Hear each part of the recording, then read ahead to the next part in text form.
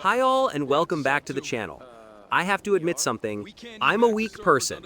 I haven't bought a military shooter in years, and yet I fell for the Battlefield 6 hype. So yeah, here we are.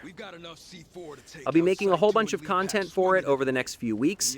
In this video, I'll start by going over what's actually included and how it all works, so you know what to expect from your $70. In future videos, I'll talk about my own experience, but from a solo player's perspective, because, I don't like people. As always, I'll cover this without any filler or marketing buzzwords, so let's dive into it. Battlefield 6 has both a single-player and a multiplayer. The single-player campaign takes about 5 hours, following Special Operations Unit Dagger 13 across 9 missions that take you all over the world. It's the equivalent of an action movie. Big set pieces, massive destruction, and the occasional quiet moment to catch your breath. But don't expect too much in terms of story depth or strategy.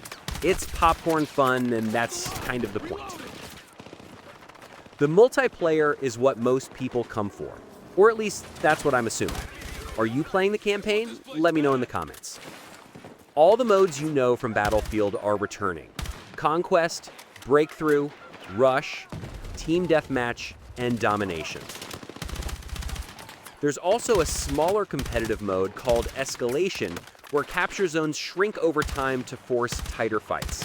And yes, Portal is back too, so you can still mess around with custom rule sets or even remakes of classic maps from older games. At launch, there are 9 maps in rotation.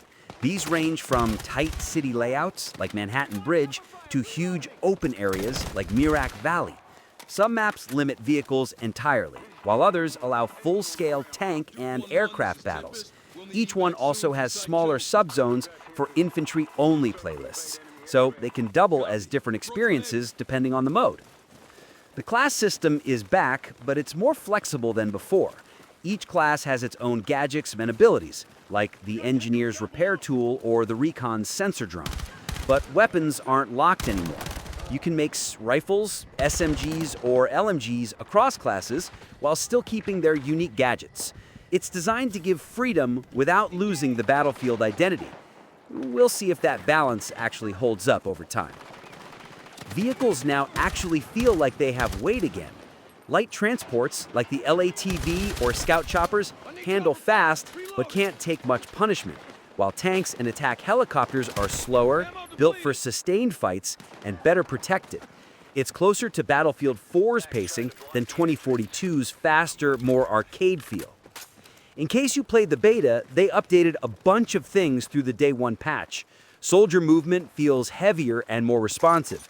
Recoil patterns were rebalanced, input delay reduced, and aiming feels smoother.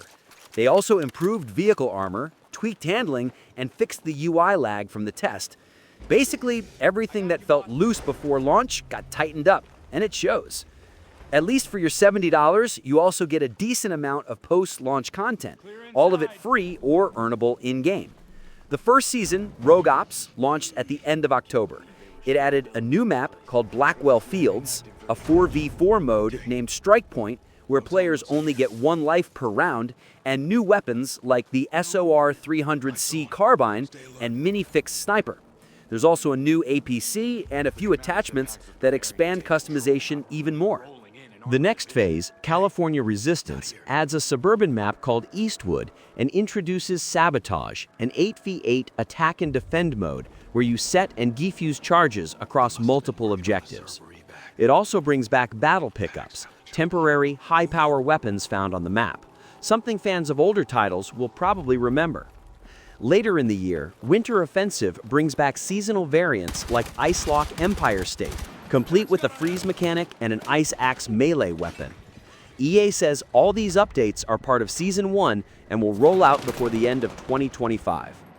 Not everything will be free though. Cosmetics and boosters will be handled separately through the seasonal model.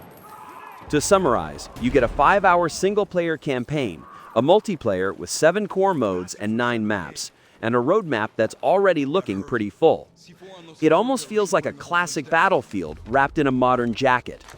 As I said, I'll save my full opinions for another video, But I will say, it runs like a dream, especially for how beautiful it looks.